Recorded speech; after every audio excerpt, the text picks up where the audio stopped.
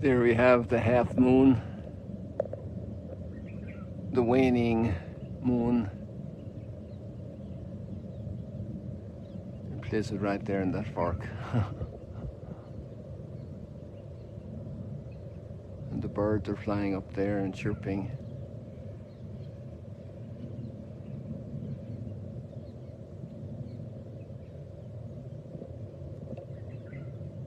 The gift of the world we've been given.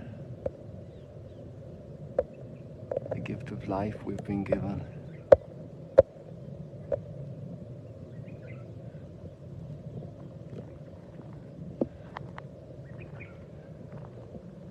The gift of providence,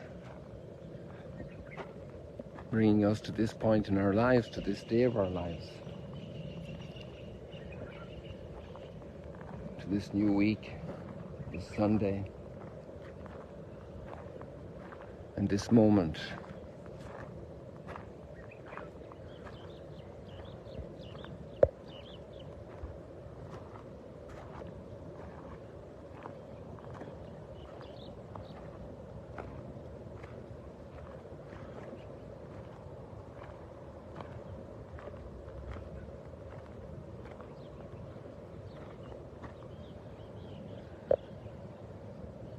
So many gifts. And one thing stands out very clearly for me today in all of the readings we have for this Sunday is how God respects our freedom. He makes offer, He provides for us. And even if it's painful for His heart, He respects our freedom. He doesn't impose. This is amazing. Sometimes it's very hard for us to be images and likeness of God in this aspect. We tend to need and to want and to oblige people to do it and see it the way we want it and see it and do it.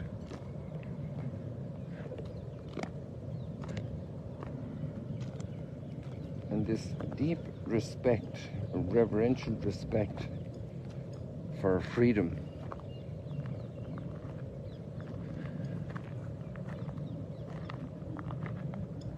is so part of the entire biblical story, and we have two major cases of it today. We could even say three. And the first one is Joshua coming into the promised land and the renewal of the covenant. And he says to them, well, you know, we've gone through all of this. Now we're going into the promised land. I don't know what you guys are going to decide, but as for me and my household, we will serve the Lord.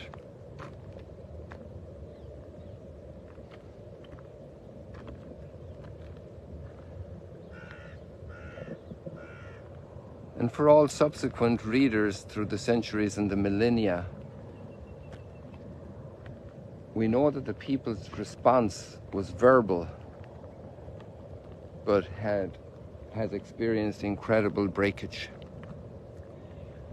Promises given and broken.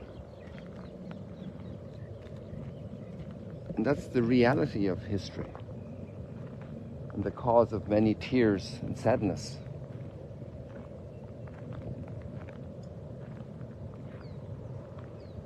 And we see the exact same pattern today when the offer is made here in Capernaum, just right across here.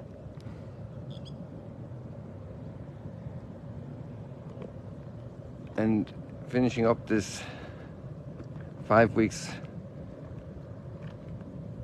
reflection on John chapter 6,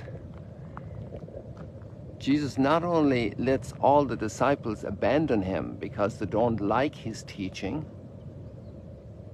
the general crowd of disciples, which is quite substantial, especially after the multiplication of the loaves.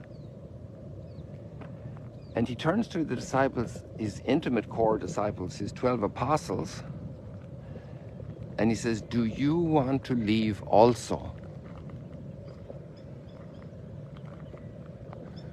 Now both Joshua and the people and these disciples have immediate memory. I think we need to talk about maybe firemen.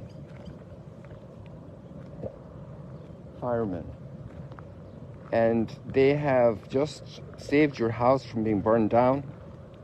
They've pulled out a child or two, an elderly person, from the house as it was filled with smoke. And what relationship will you have to those people, to those fire people, the firemen?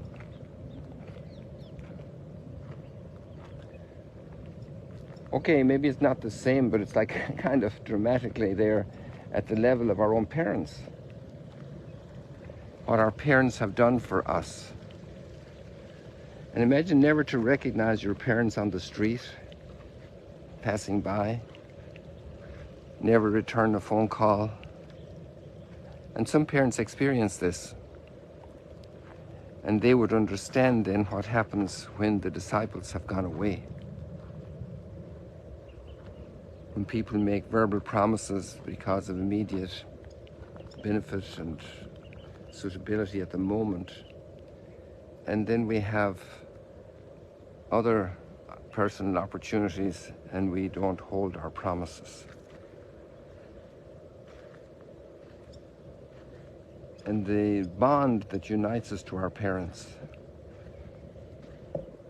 and then in the context of the religious appreciation of reality and what we've received from the Almighty,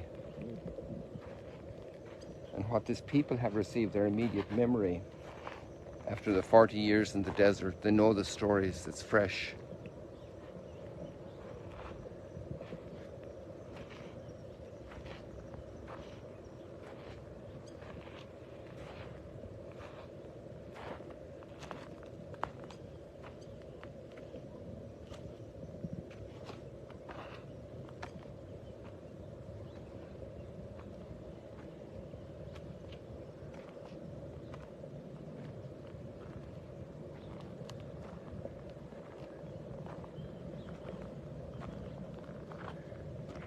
And then the people with Jesus know the stories and what he has done for them.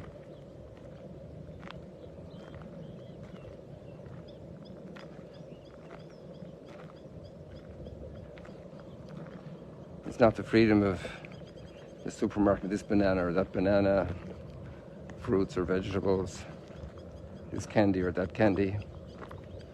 It's a whole life involved, the whole source of life. The incredible awesomeness of God who doesn't impose.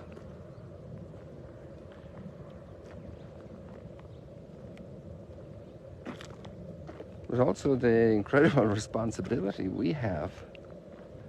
And people, we don't like responsibility because, wow, that's heavy, heavy duty. We don't like responsibility.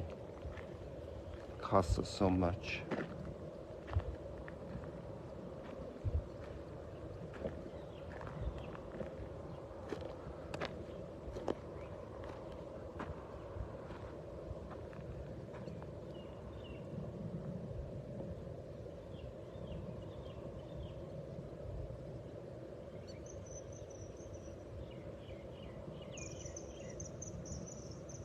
And to walk away.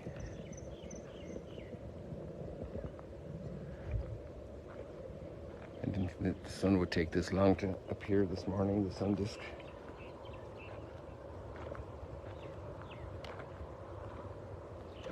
I wonder, will we wait to see it?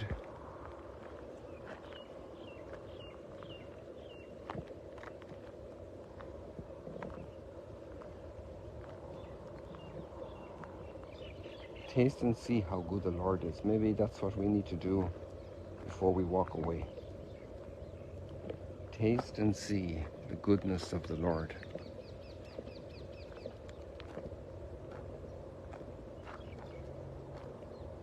taste and see the goodness of the Lord.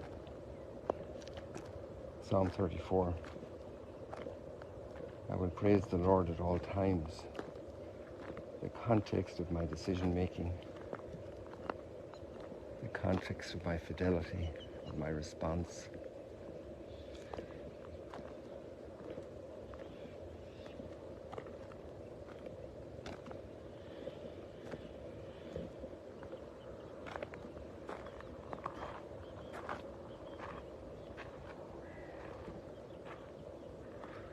I think we leave the sunrise for the Instagrammers. And then it's interesting how that physicality of response, that concreteness of response, that concreteness of fidelity has its maximum expression also in marriage, which is the second reading today from Ephesians 5. Sometimes people look at that reading with the mentality of today, which obviously we have to have the mentality of the day, we can't not have it, but we have to be fair to it, because that reading about the respect and the mutual love of husband and wife expressed 2,000 years ago was a revolution, and very, very transformative. Took a long time for people to accept it and assimilate it and make it theirs. A long time. Oh, there comes the sun for you.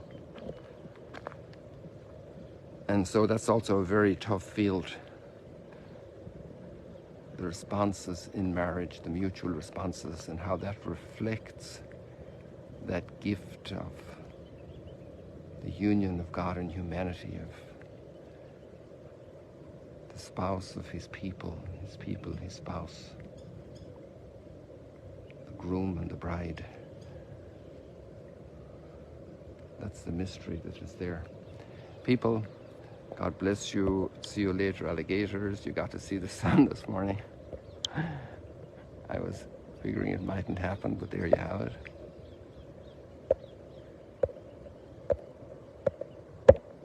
Okay, God bless you.